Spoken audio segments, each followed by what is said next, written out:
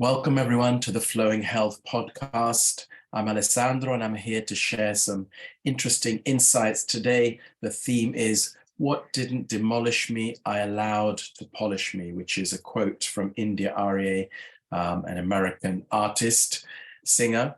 And I love that quote. So we're going to go into a few ideas on that. But if you're interested in Qigong, which is an energy practice I've been doing for more than half my lifetime, over 35 years, this is a practice that can really help you with your physical, emotional, and mental health to improve aspects on many levels, to clear aches and pains, improve sleep, improve digestion. We're all energy beings. And if you're interested for a limited time, as it's the beginning of the new year, I'm offering a few sessions free online. If you click on the comments below in the show notes, you can book in a free session online with me wherever you are, from wherever you are in the world. So what didn't demolish me, I allowed to polish me.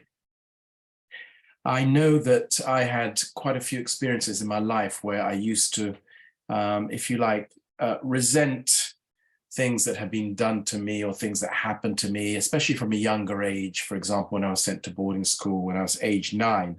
And I noticed that if I turned things around and allowed things to teach me and, let's say, polish me, that I could learn from these things, then I could radiate my light, my wisdom, or my love out into the world more easily. But if I held resentment or anger about these things, or didn't forgive many of the people, then it would just get in the way of my life and would get in the way of my health as well.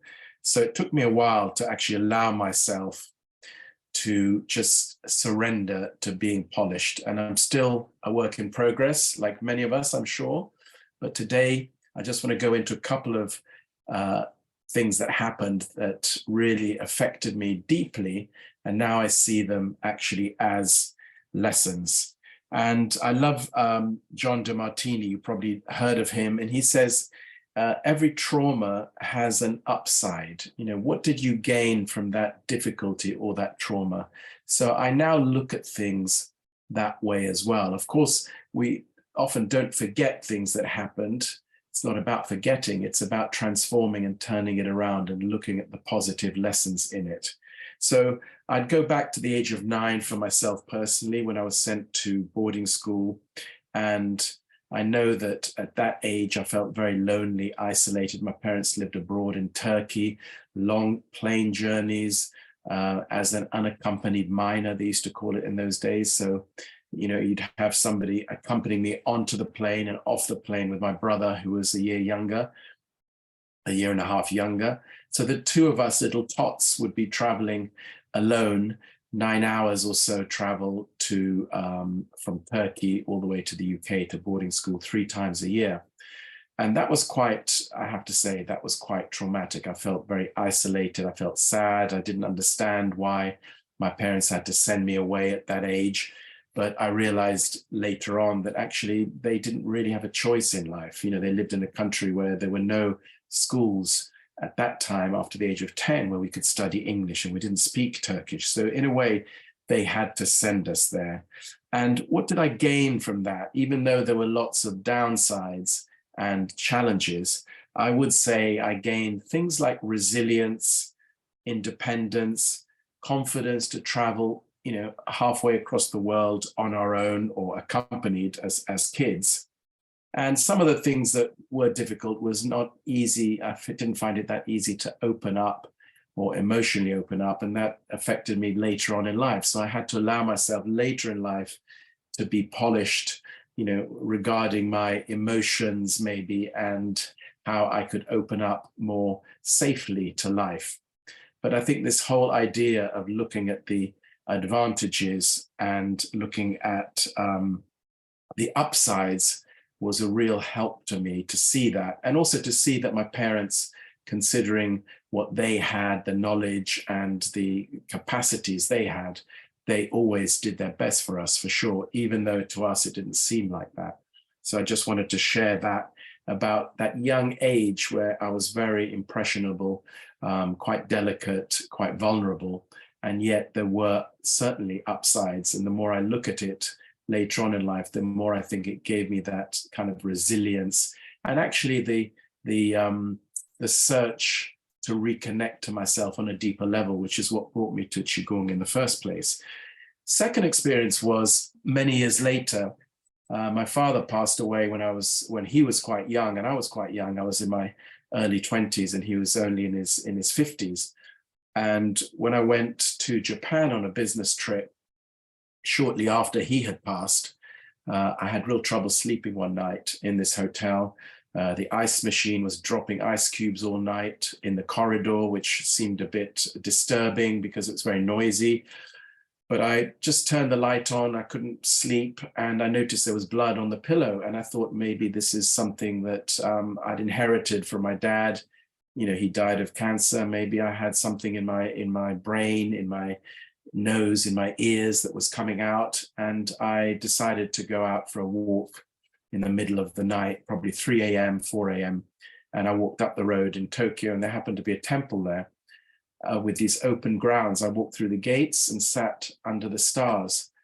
And at that point, I really felt I had, you know, not many options, but one of the realizations or thinking was, I'm on my way out. My father went recently, and here's his son who's not going to be here for very much longer because he's bleeding from somewhere, even though he didn't know where from.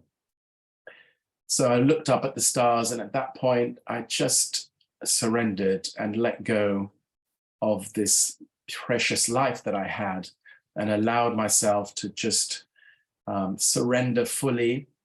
And I felt a sense of inner peace and a sense of heading to somewhere else, to another direction beyond this life, which I didn't know what that was or where that was.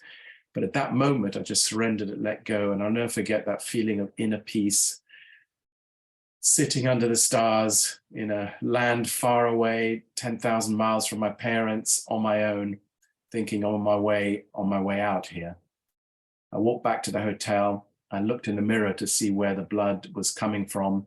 I couldn't see anywhere that was bleeding. And I looked back at the pillow, and I noticed it was dried blood. So it had been there already. Obviously, they hadn't washed it properly or didn't come out in the wash, and I didn't notice it when I went to sleep. So actually, it was not even my blood. So a lot of fear had come up, a lot of surrender, a lot of letting go of life, a lot of sadness, and yet the upsides were there as well. What were the upsides? When I think back, I think at that moment, I realized I really needed or had the opportunity to appreciate life every day, appreciate my breath, appreciate kindness, appreciate just fulfilling or aiming to do my best in life, rather than waiting one day for something to happen, waiting for Godot to arrive, who never did arrive in the novel by Samuel Beckett. So I suppose it just taught me appreciation, taught me surrender, taught me humility. It taught me just to live every day more fully. So those were the upsides of that, if you like, Tokyo experience. And I think if we think of our own lives, maybe go into some occasions when we really thought that we had an incredible trauma and there was no good coming out of it, or no upsides. Just reflect on that, because when I think back of my life now, back to my life, I can't think of any situation really which was either a disaster, and I've had a lot of those, or real sadness, or making big mistakes myself as I learned and stumbled through life, where there wasn't such precious learning and lessons in it. So are you allowing yourself to be polished? And, my, if you like, hint of the day is to just allow the process, allow it to wash over us. In Qigong, we allow the energy to purify us, to polish us day after day, to purify our energy, to reconnect us to this heavenly, universal, earthly energy that gives us life. And when we tune into that, allow ourselves to be polished, let go of anger, resentment, look at the upsides to every situation, and everything comes back into balance. Not easy, but it's something that's really worth doing to bring yourself more inner peace. So I hope you took something away from this podcast. I'd love you to put some comments in, give it a 5-star rating if you like it, and subscribe. Then you can get access to all the other ones which are free on this podcast. Again, if you're interested in Qigong, click on the link below, book in a session. I'd love to chat to you. And I hope you have an amazing year ahead, and look forward to sharing more insights and exciting guests with you who will be sharing their wisdom. There'll be modern wisdom, ancient wisdom to help us with our modern lives. Take care, everyone. Stay well and stay safe.